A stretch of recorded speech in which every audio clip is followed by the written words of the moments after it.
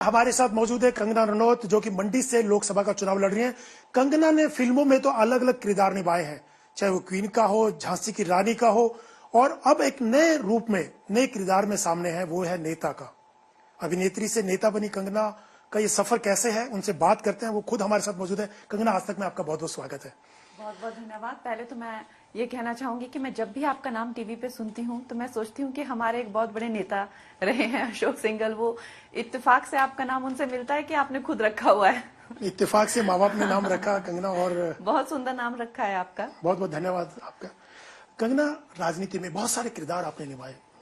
फिल्मों में रानी झांसी का, हमेशा महिला प्रधान आपके किरदार रहे हैं। राजनीति में आप आई, क्या वजह रही और कैसा लग रहा आपका ये राजनीति में आना, क्योंकि रियल लाइफ और रियल लाइफ में बहुत अंतर होता है? देखिए, मुझे अगर आप मुझसे सच पूछेंगे तो मैं नहीं मानती कि मैं कोई नेता बन गई हूँ। मैं नहीं मानती कि मैं कोई लीडर बन गई हूँ। एक भावना कई साल पहले मुझ में जागी कि चाहे वो लोगों के प्रति एक उनको भावनात्मक दृष्टि से देखना, चाहे वो एक छोटे स्तर पे फेयरनेस क्रीम की लड़ाई से हो शुरू या महिला सशक्तिकरण से हो शुरू, और आज वो बात जो है यहाँ आकर पहुंची है। तो जाहिर है कि मेरे लिए अभी नेता बनने के लिए काफी वक्त है और काफी सिचुएशंस आएंगी, लेकिन मैं एक अपने आप को प्रत्याशी के रूप में देखती हूँ। आई थिंक एक प्रत्याशी कहना मुझे अभी एक सही बात होगी, लेकिन नेता तो नहीं कह सकते।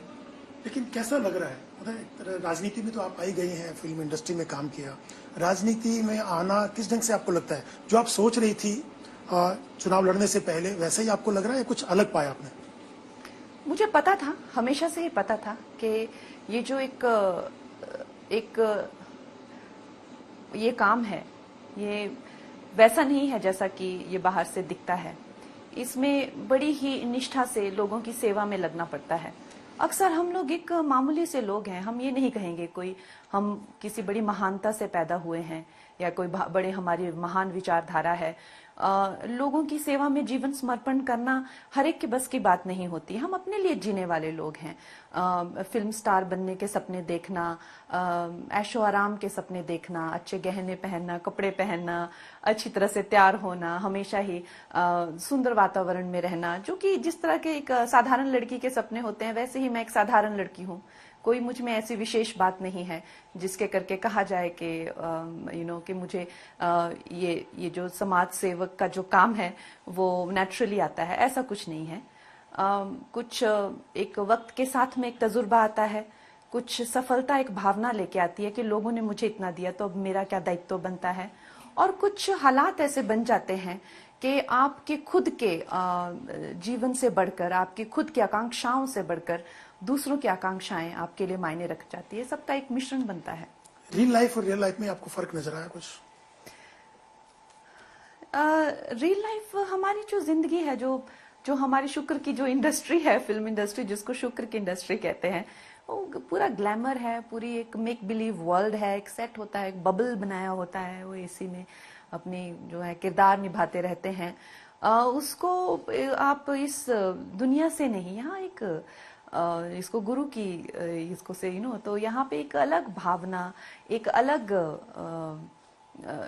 भावना के साथ आपको लोगों की सेवा में लगना पड़ता है। वो एक अलग दुनिया है, ये एक अलग दुनिया है। दोनों का कोई, जैसे मैंने कहा कि एक दूसरे के ऑपोजिट ये दुनिया है। ये मुश्किल है या वो मुश्किल है? नहीं, दोनों ही मुश्किल हैं। ये जरूर कहा जा सकता है कि अब उस फील्ड में 20 साल तक काम करके इस तरह के मैंने कुछ माहिर कमा लिए, या इस तरह की मेरी कुछ एक्सपीरियंस हो गई कि मैं उसमें काफी ज्यादा एक्सपीरियंस और निपुण हो गई। तो शायद वो मुझे अब इस वक्त पे लगता हो कि वो तो मेरे लिए बिल्कुल ही एक आसान एक काम था। लेकिन ऐसा नहीं है कि वो आसान है या ये मुश्किल है। दोनों ही आ जाए तो दोनों ही आसान है। एक स्क्रिप्ट होती है, डायलॉग लिखे होते हैं, सब कुछ। तो यहाँ पर आप जब भाषण देती हैं तो आप पहले प्रिपेयर करते हैं स्पीच, या जाकर के अपने हिमाचली में भाषा में या अपने तरीके से बात करते हैं लोगों के बीच में? नहीं, मैं कोई स्पीच प्रिपेयर नहीं करती। मैं वहां जाती हूँ और जिस तरह से एक माहौल बनता है, जिस तरह से लोग होते हैं, जिस तरह के लोग होते हैं, कई बार कुछ लोग जो हैं वो वो अलग अलग एरियाज होते हैं। कुछ लोग कुछ काफी इंटीरियर्स होते हैं, कुछ शहरी एरियाज होते हैं, अलग अलग लोग होते हैं, अलग उनकी अपेक्षाएं होती हैं, तो उस हिसाब से बोल देते हैं जैसा मन में आता है। तो लेकिन जैसे गवर्नमेंट की पॉलिसीज क्या हैं, उनकी योजनाएं क्या हैं, उनका उनका कार्यक्रम क्या है, आगे पूरा विजन क्या है, उसके बारे में थोड़ी पढ़ाई मुझे करनी पड़ रही है। क्योंकि इतने पता तो है कि काम बहुत हो रहे हैं, पर अब उसका जो एक एक्यूरेट डेटा है वो शायद पता नहीं था। क्या कह के वोट मांगती हैं जनता से, क्या मुद्दे लेके जाते हैं लोगों के बीच में कि क्यों वोट दें आपको?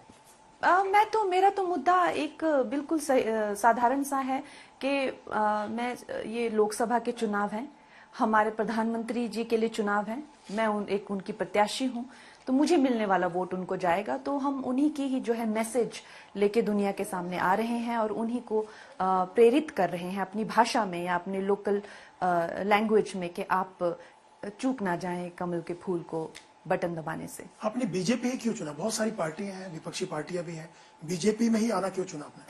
बीजेपी भारतीय जनता पार्टी के साथ में मेरा एक नेचुरल अलाइनमेंट है। एक तो मैं हिंदूवादी सोच से अपना संबंध रखती हूँ, और दूसरा एक राइट विंग के हम जो भगवत गीता में जो पूरा संदेश दिया था वो युद्ध लड़ने के लिए दिया था, एक चाटा खाने के लिए नहीं दिया था। वो मेरी एक फंडामेंटल सोच मेरी वो है। बाकी मैं नेता सुभाष चंद्र बोस की मैं बहुत बड़ी फैन हूँ, और उसी तरह से तो एक नेचुरल अलाइनमेंट जो है मेरा उनके साथ में हुआ, जिसे देख के मैं भी काफी आश्चर्यचकित थी शुरुआत में। कंगना जी, आपके विरोधी ये कहते हैं कि फिल्म स्टार आते हैं और वोट मांग के चले जाते हैं, चुनाव जीत जाते हैं, उसके बाद मुंबई चले जाते हैं, लोग ढूंढते रह जाते हैं, मिलेंगे ही नहीं, वो किसके पास जाए। तो आपको लेकर भी जैसे ही आपको टिकट मिला, आपके विरोधी ने ये कहना शुरू कर दिया, तो क्या आप यहाँ पे लोगों के बीच में रहेंगे या फिल्में भी करेंगे जाकर के वापस? देखिए अशोक जी, लोग तो ये भी कहते थे जब मैं फिल्मों में गई थी कि हीरोइन की जो शेल्फ लाइफ है वो 3 से 4 साल होती है, तुम्हें आइटम नंबर करवाएंगे, 4-5 गाने अगर तुम्हें मिल जाए एक फिल्म में, 1-2 सीन मिल जाए तो तुम्हारे लिए बहुत बड़ी बात है। लेकिन फिर मैंने जो किया वो एक इतिहास है। तो 20 साल का मेरा करियर रहा है, और उसमें एक पैरेलल सिनेमा की नींव रखना महिला सशक्तिकरण में, वो कोई छोटी मेरे लिए लड़ाई नहीं थी।